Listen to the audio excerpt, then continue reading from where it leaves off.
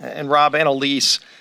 And this week is yet another example of just how misplaced President Biden and Speaker Pelosi's priorities are and how out of sync they are with the everyday Americans, the priorities and concerns of hardworking families all across America. People that are tired of paying for all of Joe Biden's failures. When you look at inflation, when you look at gas prices now over 50% higher than they were a year ago.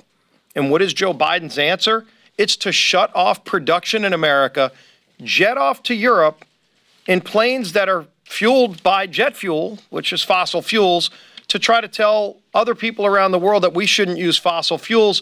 And then ironically, the two biggest emitters, China, Russia, are exempt. They're not even going to be participating in this folly in Europe. I would imagine everybody's wondering what the carbon footprint of this global warming conference is in Scotland.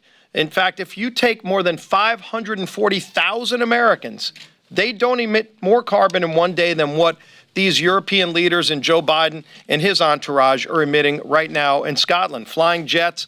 In fact, they said the airport is so overfilled with private jets that the jets have to land in Scotland, let the passengers off, and then fly to another airport and park because there's so many private jets flying over to Europe to tell everybody in America to change their lifestyle because fossil fuels are destroying the world. If you want to save carbon emissions and lower carbon emissions, maybe they need to stop doing all of these global warming conferences and zoom it in. If they want kids to zoom in their education, and it's good enough for kids all across America, maybe they should be zooming these conferences in instead. And by the way, stop beating up on America, because America was leading the world in reducing carbon emissions through American technology and energy dominance, both being done at the same time during President Trump's administration. And during that period, we also had less than $2 a gallon gasoline.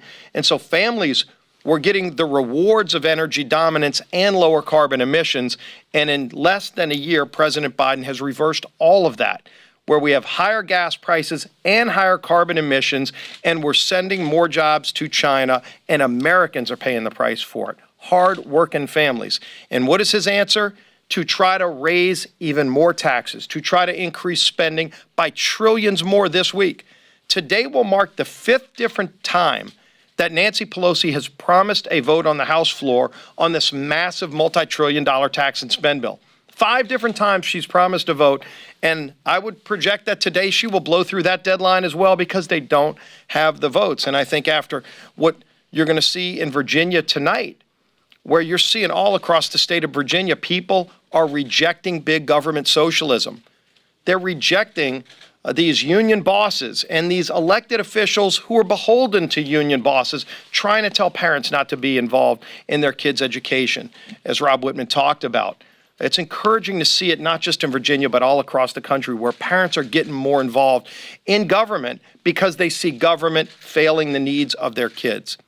And that's ultimately what's at stake here. People are fed up with the big government socialism and the people that are so out of touch with the hard-working families that make this country work. When they look and they see Joe Biden want to add 87,000 more IRS agents to snoop into their personal bank accounts to fund $450,000 checks to illegals, people that came here illegally. And then in this bill, they actually have amnesty for millions more illegals. Yvette Harrell talked about the $100 billion in this massive tax and spend package to go to people that came here illegally at a time when families are struggling. 71% of Americans say the country's on the wrong track because of the failures of Joe Biden's policies. And their answer is not to work with Republicans to solve these crises, which we stand ready to do. Their answer is to double down on the failure, to jet off to Europe and talk about wrecking our industrialized economy, exempting China, exempting Russia. Frankly, Joe Biden's begging China and Russia. He's begging OPEC to produce more oil while he's telling Americans they can't produce oil in this country. People are fed up with that kind of hypocrisy and with the damage it's doing to families in the form of higher inflation. It's not just gasoline that's over 40% higher, but it's all of the things that people buy at the grocery store. As our conference chair, Elise Stefanik's talked about, this will be the most expensive Thanksgiving ever because of all of this inflation caused by Joe Biden's failures. It's going to cost more to buy a turkey. It's going to cost more to buy sweet potatoes and cranberry sauce and anything else people want to put at the table when they're bringing their family together.